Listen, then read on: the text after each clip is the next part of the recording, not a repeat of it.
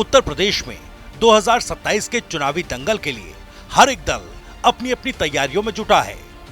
Samajwadi party SIR को लेकर सरकार को घेर रही है, तो दूसरी तरफ पीडीए फॉर्मूले पर लोकसभा चुनाव की तरह 2027 के विधानसभा चुनावों से भी काफी उम्मीद लगाए बैठी है।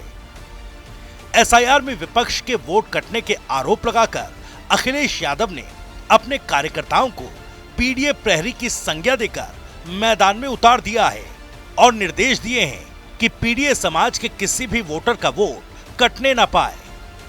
वहीं बीजेपी भी एसआईआर में कटे वोटर्स को लेकर थोड़ी परेशान जरूर है। अंदर खाने ये चर्चा भी है कि खुद सीएम योगी आदित्यनाथ ने प्रति बूथ 200 वोट ऐड कराने का लक्ष्य निर्धारित कर दिया है। खैर, इस सब के बीच बीजेपी के नवनिर्वाचित प्रदेश अध्यक्ष पंकज चौधरी मिशन मोड में हैं।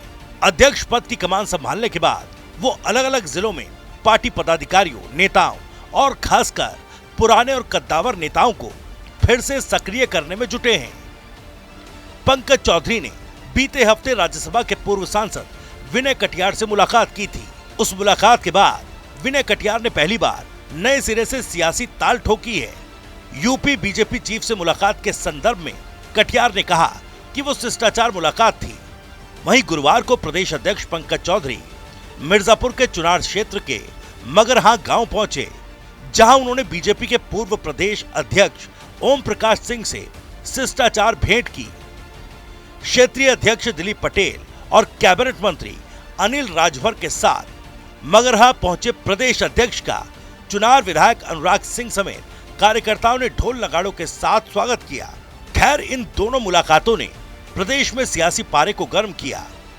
बीजेपी के दो पुराने और कद्दावर नेताओं से मुलाकात के बाद दोनों ही नेताओं की 2027 के विधानसभा चुनाव में सक्रिय होने की चर्चाएं तेज हो गई। पूर्व राज्यसभा सांसद विनय कटियार ने तो खुद एक तरह से चुनावी ताल ठोकने की बात तक कह दी। अपने राम जन्मभूमि मामला है तो स्वाभाविक है यहाँ यहीं से डंका बजेगा और कहाँ से बजने वाला। तो इसको लेके क्या आपने कोई तैयारी की है या अयोध्या विधानसभा के कार्यकर्ताओं से विनय कटियार जी मिले हैं? क्या रूपरेखाएं बनी है? क्या कार्यकर्ताओं ने चुनाव लड़ने की इच्छुक है? नहीं, मैं इच्छुक नहीं रहता हूँ। हमारी जनता जो है वही इच्छुक रहती है। तो 27 में एक बार फिर मैदान में आएंगे आप? अरे एक बार नहीं, दो बार आएंगे, चिंता मत करो। कैसी तैयारी चल रही है चुनाव को लेकर? अभी बढ़िया चल रही है। इन दोनों नेताओं की मुलाकात के बाद चर्चा इस बात को लेकर है कि बीजेपी प्रदेश में आगामी चुनावों के लिए समाजवादी पार्टी के पीडीए फॉर्मूले की काट तैयार करने में जुटी है। पीडीए को लेकर पहले ही बीजेपी समाजवादी पार्टी में कंफ्यूजन की बात कहकर उसे घेर रही है।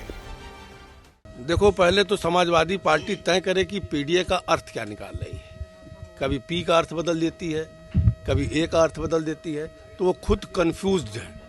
और पीडीए अगर होता है तो भारतीय जनता पार्टी सर्व समाज की पार्टी है, सबको लेकर के चलती है। ये जातीय आधारित पार्टियों का हश्र अभी आपने बिहार में देखा।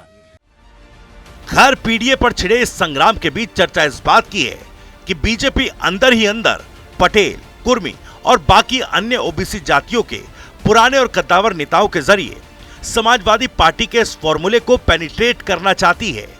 जाहिर है, ऐसे में समाजवादी पार्टी के भीतर भी टेंशन बनी हुई है और समाजवादी पार्टी एसआईआर में वोट ऐड कराने के मामले में कार्यकर्ताओं को पीडीए प्रहरी बताकर मैदान में उतार रही है। और समाजवादी पार्टी के पीडीए प्रहरी जोर शोर से सपा के पीडीए कैलेंडर बांटते दिख रहे हैं। खैर, पीडीए पर छिड़ी सियासी जंग के बीच सवाल ये कि क्या वाकई बीजेपी पुराने और कद्दावर नेताओं को लामबंद कर पीडीए पर सपा को पटकनी देने का अंदरूनी प्लान तैयार कर रही है? तो वही सवाल ये भी कि ऐसे में अखिलेश यादव का 2027 के लिए चुनावी ब्रह्मास्त्र माना जा रहा पीडीए फॉर्मूला कहीं फुस साबित तो नहीं होगा।